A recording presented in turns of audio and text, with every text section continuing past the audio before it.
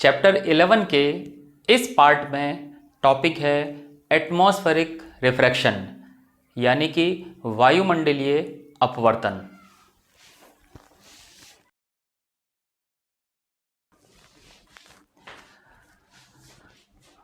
आपने अपनी सामान्य ज़िंदगी में ऐसी बहुत बार ये घटना देखी होगी, जब भी आप कहीं किसी आग के पास खड़े हैं, वो चाहे होली की आग हो, चाहे लोहड़ी की आग हो, चाहे घरों में जलाने वाली आग हो, उस आग के दूसरी तरफ के जितने लोग होते हैं या दूसरी तरफ की जितनी भी चीज़ें हैं, आग के आर पार देखते हैं तो वो सारी चीज़ें हमें थोड़ी हिलती डुलती नज़र आती हैं। यानी ऐसा लगता है कि जैसे वो एक जगह पर नहीं है। अगर आपने कभी इस पर ध्यान नहीं दिया है तो एक छोटी सी एक्टिविटी हम यहाँ करके देखते हैं। इस समय आपको बोर्ड पर वायुमंडलीय अपवर्तन एटमॉस्फेरिक रिफ्रैक्शन लिखा हुआ दिखाई दे रहा होगा। अब हम एक कैंडल लेंगे, कैंडल जलाएंगे और इन वर्ड के नीचे की जो जगह है उसको थोड़ा थोड़ा गर्म करेंगे, यानी जिससे कि इसके नीचे की एयर गर्म हो जाए। हम एक्चुअली इनके नीचे की एयर नहीं गर्म कर रहे हैं, कैमरे के आगे वाली एयर गर्म करेंगे तो उसमें से ये दिखने वाले अक्षर अपने आप ही हमें हिलते डुलते नजर आएंगे। इसके लिए पहले हम इस कैमरा को इस वर्ड पर फोकस कर लेते हैं। अब हम कैंडल से वही काम करेंगे। तो ये हमारे हाथ में देखिए कैंडल है, हम इस शब्द के नीचे देखिए कैंडल को इन वर्ड के नीचे की तरफ हम चला रहे हैं।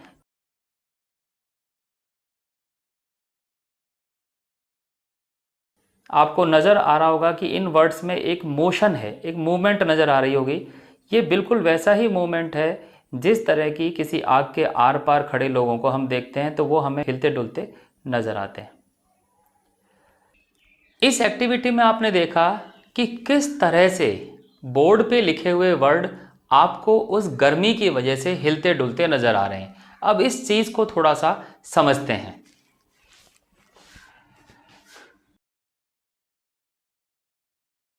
तो ये है उस एक्टिविटी का एक सिंपल सा डायग्राम। बीच में कैंडल है, उसके ऊपर की एयर को हमने हॉट एयर यानी कि गर्म हवा दिखा दिया है और ये सामने एक कोई व्यक्ति खड़ा हुआ है, हमने यहाँ पे एक कार्टून बना लिया है और ये है हम यानी कि ऑब्जर्वर यानी कि प्रेक्षक।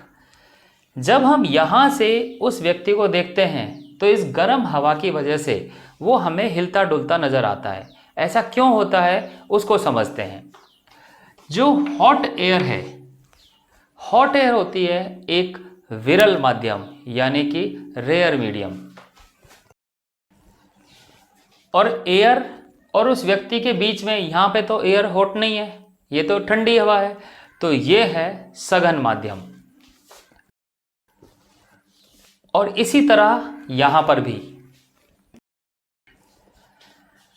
अब जो लाइट सामने वाले व्यक्ति से हमारी आंख में जा रही है वो पहले सघन माध्यम में है, फिर वो विरल माध्यम में आई, फिर सघन माध्यम में आई और फिर हम उसे देख पाते हैं। और ये हम जानते हैं जब भी लाइट मीडियम चेंज करती है, मीन्स सघन से विरल या विरल से सघन, तो उसकी डायरेक्शन थोड़ी बदल जाती है। हमें जो लाइट यहाँ से आती हुई नज़र आएगी वो उस ओरिजिनल आदमी से आती हुई नज़र नहीं आएगी, वो उसके कहीं लेफ्ट राइट ऊपर नीचे से नज़र आएगी। और यही वजह है कि हमें वो ओरिजिनल आदमी अपनी जगह पर नहीं दिखाई देता। लेकिन एक सवाल यहाँ आता है, वो अगर अपनी जगह नहीं दिखाई देता तो वो दूसरी जगह दिखाई देना चाहिए, वो बार बार हिलता क्यों रहता है? उसका कारण है ये कैंडल, क्योंकि इस मोमबत्ती की लो ये फिक्स नहीं रहती, ये हिलती रहती है। इस वजह से इसके ऊपर का जो रेयर मीडियम है वो भी फिक्स नहीं होता, वो भी हिलता रहता है, कभी वो लेफ्ट में हो जाता है, कभी राइट में हो जाता है। इस वजह से वो इमेज बार बार अपनी जगह बदलती रहती है। और यही कारण है कि हमें आग के दूसरी तरफ की जितनी चीज़ें हैं वो सब हिलती डुलती नज़र आती है। तो ये था इस छोटी सी एक्टिविटी का एक्सप्लेनेशन। अब हम आते हैं कि हमने ये एक्टिविटी क्यों पढ़ी। अर्थ के चारों तरफ जैसे जैसे हम अर्थ के ऊपर उठते हैं तो जो एयर है उसकी डेंसिटी धीरे धीरे कम होती चली जाती है। सबसे ज़्यादा डेंसर एयर है अर्थ के पास, और जैसे जैसे अर्थ से दूर हो जाएंगे तो उसकी डेंसिटी कम होती चली जाती है। कहने का मतलब है अर्थ के पास का मीडियम है वो डेंसर मीडियम है, और अर्थ से दूर हो जाएंगे तो वो मीडियम रेयर होता चला जाएगा। सनलाइट के पॉइंट ऑफ व्यू से बात करें, जैसे जैसे हम ऊपर जाएंगे सन की तरफ, तो वहाँ पर एयर की जो गर्मी है वो अलग है, और इस तरह से हम जानते हैं कि दो डिफरेंट टेम्परेचर की एयर का मीडियम बदल जाता है, एक डेंसर हो जाता है और एक रेयर हो जाता है। तो इस तरह से अर्थ के चारों तरफ भी अलग अलग ऑप्टिकल मीडियम होते हैं, कोई डेंसर कोई रेयर, कोई कम डेंसर कोई ज़्यादा डेंसर। तो इस वजह से जो चीज़ें हमें नज़र आती हैं वो सब रिफ्रैक्शन के बाद नज़र आती हैं। यही कारण है कि एटमॉस्फेयर में रिफ्रैक्शन होता रहता है। अब इसके एग्जाम्पल पर आते हैं। Twinkling of star is one of the famous observation of atmospheric refraction. तो समझते हैं कि तारे किस तरह से टिमटिमाते हुए नजर आते हैं। ट्विंकलिंग ऑफ स्टार को समझने के लिए एक डायग्राम बनाते हैं।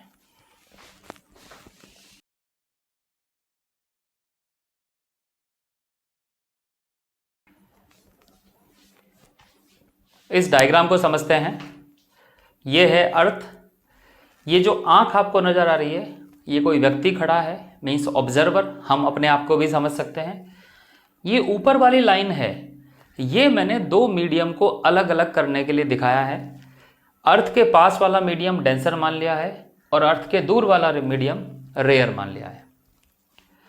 ये है स्टार, और अब हम देखते हैं कि इस स्टार की पोजीशन हमें बदली हुई नजर क्यों आती है। अगर ये मीडियम नहीं होता तो ये तारा हमें डायरेक्ट लाइट इसी से आती हुई नजर आती, कुछ ऐसे। इस तरह से हमें ये तारा ए पोजीशन पर नजर आता जहां एक्चुअल में स्टार है। अब हम समझते हैं कि अगर हम इस मीडियम के रिफ्रैक्शन को कंसीडर करें तो ये रे डायग्राम कैसा नजर आएगा। तो उसके लिए पहले हम इस मीडियम के इंटरफेस पर एक नॉर्मल ड्रॉ करते हैं। तो इंटरफेस का मतलब है जहां डेंसर और रेयर मीडियम मिल रहा है, मींस ये पॉइंट, यहां पर हम एक नॉर्मल ड्रॉ करते हैं। ये हमने एक नॉर्मल ड्रॉ किया। अब हम जानते हैं जब भी लाइट रेयर मीडियम से डेंसर मीडियम में आती है तो नॉर्मल की तरफ मुड़ जाती है। तो ये आने वाली लाइट जब मीडियम के अंदर आएगी तो नॉर्मल की तरफ मुड़ जाएगी। तो अब इसको थोड़ा सा नॉर्मल की तरफ मोड़ देते हैं। तो इस बार जो लाइन हमने बनाई है, जो डॉटेड लाइन नहीं है, वो हमने नॉर्मल की तरफ इसको मोड़ दिया है। अब इन आंखों को ऐसा लगेगा कि ये लाइट कहीं पीछे स्ट्रेट लाइन से आ रही है, तो पीछे की तरफ इसको एक्सटेंड करते हैं। पीछे की तरफ एक्सटेंड करने पर इसकी पोजीशन आती है ए डैश। तो कहने का मतलब ये हुआ तारा वास्तव में ए पॉइंट पर है, लेकिन रिफ्रैक्शन की वजह से हमें ये ए डैश पॉइंट पर नजर आता है। तो ये तो हुआ बिल्कुल वैसा केस जैसा कि उस आग के दूसरी तरफ देखने पर हमें नजर आ रहा था। अब ये टिमटिमाता हुआ क्यों नजर आता है, इसके लिए वास्तव में एटमॉस्फेयर के अंदर सिर्फ दो मीडियम नहीं है कि एक डेंसर और एक रेयर, ऐसे बहुत सारे मीडियम है जो जगह जगह पर फैले हुए हैं। तो उसकी वजह से होता क्या है, ये तारा सिर्फ यहाँ नज़र नहीं आता, बीच में कोई मीडियम आएगा तो इस वजह से इन दोनों के बीच के किसी पोजीशन पर नज़र आएगा, कभी इससे ऊपर नज़र आएगा। और ये सारे मीडियम फिक्स नहीं है, टेम्परेचर के साथ साथ या मटेरियल चेंज होने के साथ साथ या एयर की डेंसिटी बदलने के साथ साथ ये मीडियम अपना डेंसर और रेयर होने की प्रॉपर्टी बदलते रहते हैं। तो नतीजा क्या होता है, हमें इन दो पोजीशन के बीच में लगातार कहीं भी वो तारा दिखाई देता रहता है। हालांकि वो पोजीशन बहुत छोटी होती है, पर हमें बार बार कभी ए पर दिखाई देता है, कभी ए डैश पर दिखाई देता है, कभी इनके बीच में दिखाई देता है। तो नतीजा क्या होता है, बार बार तारा हमें एक जगह के आसपास चमकता हुआ दिखाई देगा, तो हम कहते हैं तारा टिमटिमा रहा है, that is twinkling of star. तो ये कारण है तारों के टिमटिमाने का, और तारों के टिमटिमाने का जो एक वर्ड का रीज़न है वो है एटमॉस्फेरिक रिफ्रैक्शन। यहाँ एक और सवाल हमारे मन में उठ सकता है, वो ये कि जब तारे टिमटिमाते हुए नज़र आते हैं तो ये जो प्लैनेट हैं बाकी के, ये टिमटिमाते हुए क्यों नहीं नज़र आते? कुछ लोगों में से आप में कुछ प्लैनेट्स देखे भी होंगे। कुछ प्लैनेट तो ऐसे हैं जो हमें अपनी सिंपल आई से ही दिखाई दे जाते हैं, जिनके लिए हमें कोई टेलीस्कोप या कुछ और चीज़ों की ज़रूरत नहीं पड़ती। जब भी आपने वो प्लैनेट देखा होगा, आपको वो टिमटिमाता हुआ नज़र नहीं आता। तो उसका कारण क्या है? उसका कारण ये है, जितनी दूर ये स्टार होते हैं, प्लैनेट उनकी तुलना में बहुत ही पास होते हैं। तो ऐसे जितने ग्रह, जिन्हें इंग्लिश में प्लैनेट बोल रहे हैं, ये सारे के सारे ग्रह जो हैं बहुत ही पास हैं। तो वो पास होने का मतलब है वो यहाँ हुए और पास। अब हम देखते हैं कि वो दूर हैं और वो पास हैं। तो दूर की चीज़ छोटी दिखाई दे रही है, पॉइंट जैसी, और ये पास हैं तो ये थोड़े बड़े दिखाई दे रहे हैं। हम यहाँ देखते हैं जैसे जैसे प्लैनेट पास आएगा तो वो जो जगह ए और ए डैश के बीच की जगह यहाँ पर देखते हैं, इन दोनों पॉइंट के बीच की जगह कितनी है? वो बहुत छोटी हो गई है। एक तो जगह कम हो गई है, दूसरा प्लैनेट पास होने की वजह से वो हमें बड़ा दिखाई देता है। ये प्लैनेट हुआ। अब हम देख सकते हैं प्लैनेट इतना बड़ा है कि वो दोनों पॉइंट जिनके बीच में वो टिमटिमाता हुआ नजर आएगा, वो बहुत पास पास हैं। इतनी पास हैं कि प्लैनेट अपनी ही जगह पर वो दिखाई देता रहता है। तो प्लैनेट क्यों नहीं टिमटिमाता? उसका एक कारण है कि वो कंपैरेटिवली पास होता है, इसलिए बड़ा दिखाई देता है। और पास होने की वजह से उसका जो रिफ्रैक्शन है, उसका इफेक्ट बहुत कम डिस्टेंस में होता है। इस वजह से प्लैनेट हमें ट्विंकलिंग करता हुआ नज़र नहीं आता, जबकि स्टार हमें टिमटिमाता हुआ नज़र आता है। ट्विंकलिंग ऑफ स्टार के बाद एक और ऐसी घटना है जो दुनिया में बहुत जगह से नज़र आती है। वो है early sunrise and delayed sunset. इसका मतलब ये हुआ, सूर्योदय होने से पहले, यानी सूर्य के उगने से पहले ही हमें सूरज का दिखाई दे जाना, या सनसेट होने के बाद, यानी सूर्यास्त होने के बाद भी सूरज का दिखाई देना। ये दोनों घटनाएं भी एटमॉस्फेरिक रिफ्रैक्शन से रिलेटेड हैं। अब समझते हैं कि ये किस तरह से होती हैं।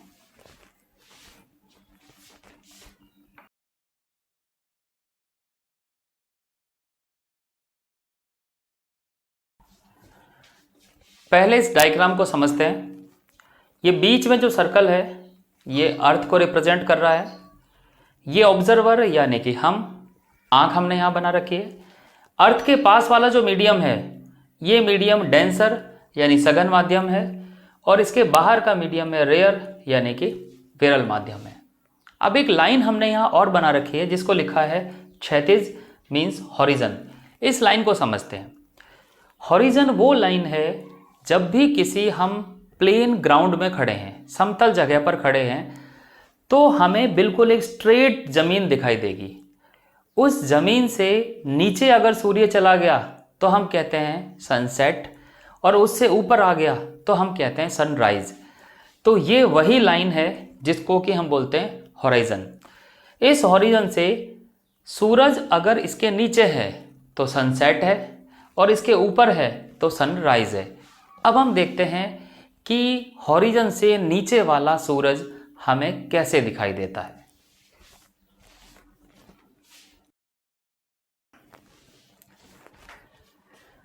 हमने यहाँ पर एक सूरज ड्रॉ किया जो हॉरिजन से नीचे है। इसका मतलब है इस ऑब्जर्वर को ये सन दिखाई नहीं देना चाहिए। हमने एक सनलाइट शो की है। ये सनलाइट अर्थ के एटमॉस्फेयर में एंट्री करेगी। अगर एटमॉस्फेयर नहीं होता, इस तरह से रेयर और डेंसर मीडियम नहीं बनते, यहाँ ये डेंसर मीडियम है, ये रेयर मीडियम है, तो ये लाइट सीधी चली जाती। लेकिन ऐसा नहीं होगा। इस रिफ्रैक्शन की वजह से लाइट की बेंडिंग होगी। देखिए इस तरह से। ये हमने बनाया नॉर्मल। अब हम जानते हैं रेयर मीडियम से डेंसर मीडियम में आते समय लाइट मुड़ जाती है और वो नॉर्मल की तरफ बेंड हो जाएगी। हमने नॉर्मल की तरफ बेंड कर दी। नॉर्मल की तरफ बेंड करने के बाद इन आंखों को ऐसा लगेगा light straight line path follow करती है, तो कहीं पीछे से आ रही होगी, कुछ इस तरह से। तो हम देख सकते हैं जो सन हॉरिजन के नीचे जा चुका है, यानी जो हमें दिखाई नहीं देगा, उससे आने वाली लाइट भी हमारी आंखों पर पहुंच रही है और वो रिफ्रैक्शन के कारण है। और इस वजह से इन आंखों को फिर से एक सूरज दिखाई देगा जो ऊपर होगा, ये हॉरिजन से ऊपर दिखाई देगा। ये सन ओरिजिनल नहीं है, ये उसकी एक वर्चुअल इमेज है। अब आते हैं हमारे टॉपिक पर। सनराइज होते समय क्या होता है? सनराइज होते समय सूरज यहाँ से ऊपर की तरफ इसकी पोजीशन चेंज होती है। जब ये यहाँ आता है, यानी ओरिजिनली ये अभी हॉरिजन से नीचे है, लेकिन रिफ्रैक्शन की वजह से इस आदमी को ये पहले ही यहाँ दिखाई देने लग जाएगा। तो इसका मतलब क्या है? सूर्योदय होने से पहले ही सूरज का दिखाई देना, दिस इज अर्ली सनराइज। सूरज उगने से पहले सूरज का दिखना। अब सूरज इससे ऊपर चलेगा, जैसे जैसे ऊपर चलेगा तो ये सूरज गायब हो जाएगा, क्योंकि अब रिफ्रैक्शन की डायरेक्शन बदल गई है। इस आदमी को रिफ्रैक्शन की लाइट नजर नहीं आएगी। लेकिन अब ये सन ओरिजिनल हॉरिजन से ऊपर निकलेगा तो ये रियल वाला दिखाई देगा।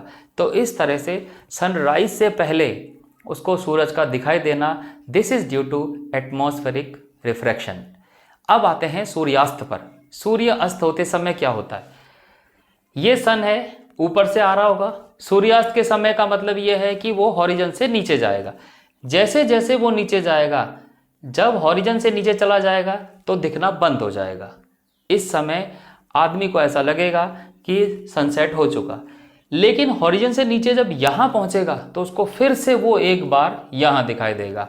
इसका मतलब ये है सनसेट होने के बाद भी फिर से सूरज दिखाई देगा और वो सूरज फिर से एक बार सेट होगा और जैसे जैसे नीचे जाएगा वो फिर से गायब हो जाएगा।